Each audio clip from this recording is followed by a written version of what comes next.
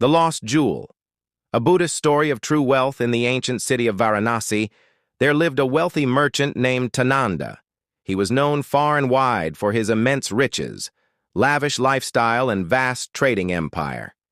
Yet despite his wealth, Danon was never content. He constantly feared losing his fortune, and the more he accumulated, the more restless he became. One day, he heard of a great Buddhist monk named Kashyapa, a wise disciple of the Buddha. It was said that those who sought his wisdom found peace. Beyond material riches intrigued, yet skeptical, Vananda decided to visit the monk. When he arrived at the monastery, he was astonished by its simplicity. No grand holds, no silk cushions, just a quiet space where monks sat in meditation. Kashyapa, dressed in a simple robe, greeted him with a warm smile. Great monk Dane, and began, "I have heard of your wisdom. Tell me what is true wealth. I have everything a man could desire, yet I find no peace." The monk simply smiled and said, "Walk with me, curious Dane," and followed as the monk led him to the riverbank, where a poor fisherman sat mending his torn net.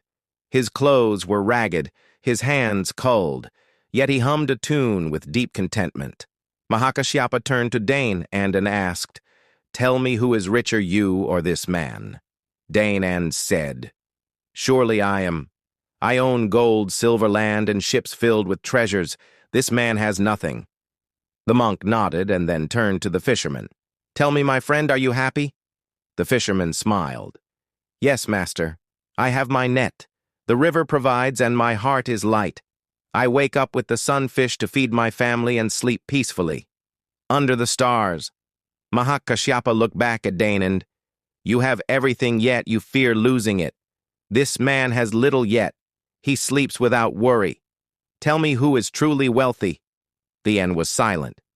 The monk continued, "True wealth is not in gold or possessions, but in contentment.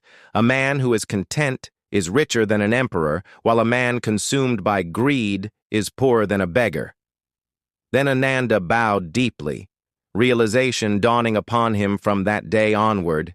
He lived not in the pursuit of more wealth, but in the practice of gratitude and giving. And for the first time in his life, he felt truly rich. You've seen life in your life. Wealth is not measured by what we own, but by how content we are with what we have.